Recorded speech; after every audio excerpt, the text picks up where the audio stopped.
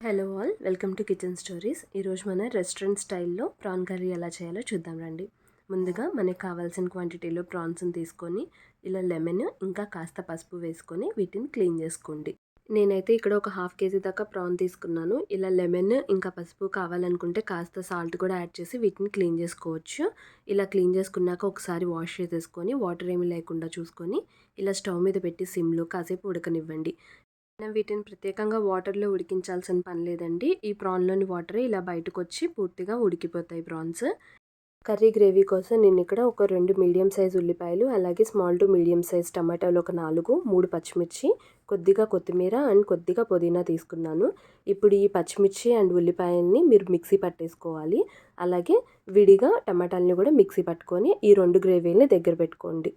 మనం గ్రేవీ స్టైల్లో కర్రీ చేస్తున్నాం కాబట్టి వీటిని మిక్సీలో పేస్ట్ లాగా పట్టుకున్నాము.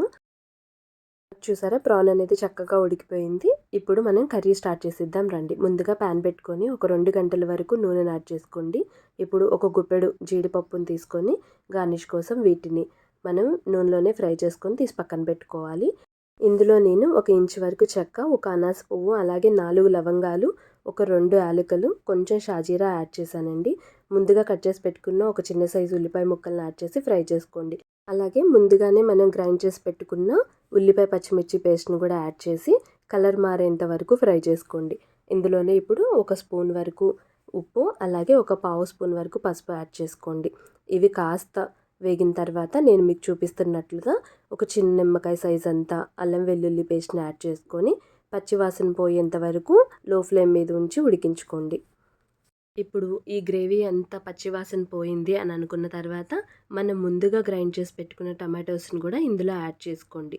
ఇప్పుడు ఈ టమాటో పల్పుని కూడా బాగా కలుపుకొని మనకి ఇది పచ్చివాసన పోయేంత వరకు స్టవ్ని లో టు మీడియం ఫ్లేమ్లో అడ్జస్ట్ చేసుకొని మూత పెట్టి ఒక 5 నిమిషాల వరకు ఇలా ఉడకనివ్వండి. ఇప్పుడు ఇక ఇందులో మనం టేస్ట్కి తగ్గట్టుగా కారాన్ని యాడ్ చేసుకుందాం. నేనైతే ఒక 4 టీ స్పూన్ల దాకా కారాన్ని యాడ్ చేశాను. మీ టేస్ట్కి తగ్గట్టు ఎక్కువ లేదా తక్కువకి అడ్జస్ట్ చేసుకోవచ్చు కారాన్ని.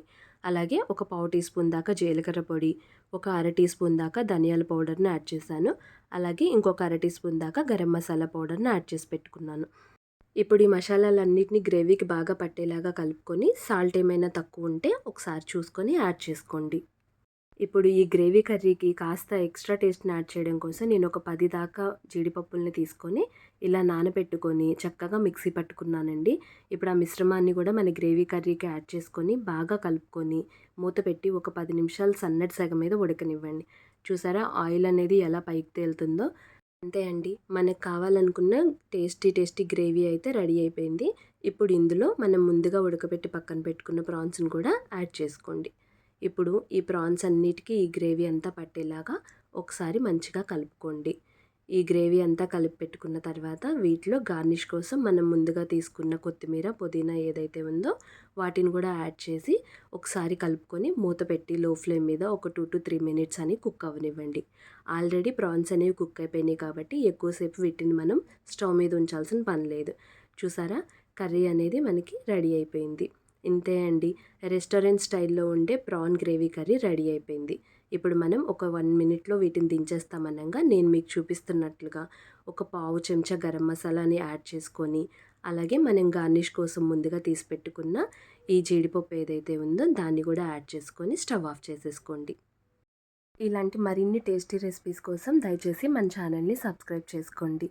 అలాగే ఈ రెసిపీ అనేది మీరు ట్రై చేసి ఎలా వచ్చిందో నాకు కామెంట్ సెక్షన్లో తప్పకుండా తెలియచేయండి. Thank you so much for watching.